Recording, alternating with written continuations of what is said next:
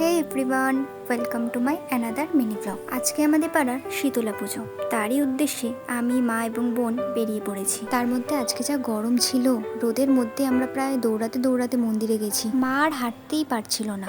মাকে এক জায়গায় দাঁড় করিয়ে আমি আর বোন মিষ্টি নিতে চলে এসেছি। মিষ্টি কিনে নিয়ে আমরা মন্দিরের দিকে গেলাম। পায়ে আর কিছু নেই, পায়ের নিচে পুরো ফোসকা পড়ে গেছে। যাই হোক, গিয়ে দেখি মন্দিরে ভীষণ ভিড়। এই গরমের মধ্যে এত লাইন, ভেবেই মাথা খারাপ হয়ে যাচ্ছিল। যাই হোক, অবশেষে আমরা পুজো দিতে পারলাম। মায়ের এই মিষ্টি মুখটা দেখে মনটা একদম ভরে গেল। কত কত ভক্তরা দূর দূরান্ত থেকে এসে মায়ের পুজো দেয়। মা সকলের মনস্কামনা পূরণ করে। আপনারাও একবার এই মন্দিরটিতে আসতে পারেন, আপনাদেরও মনস্কামনা মা ঠিক পূরণ করবে। বাড়ি যাওয়ার সময় দেখি ডন্ডিকাটাও শুরু হয়ে গেছে। আমরা একটু লস্যি খেয়ে বাড়ির দিকে গেলাম। আবার সেই রোদের মধ্যে হাঁটতেই পারছি না, তার মধ্যে পায়ের যা অবস্থা।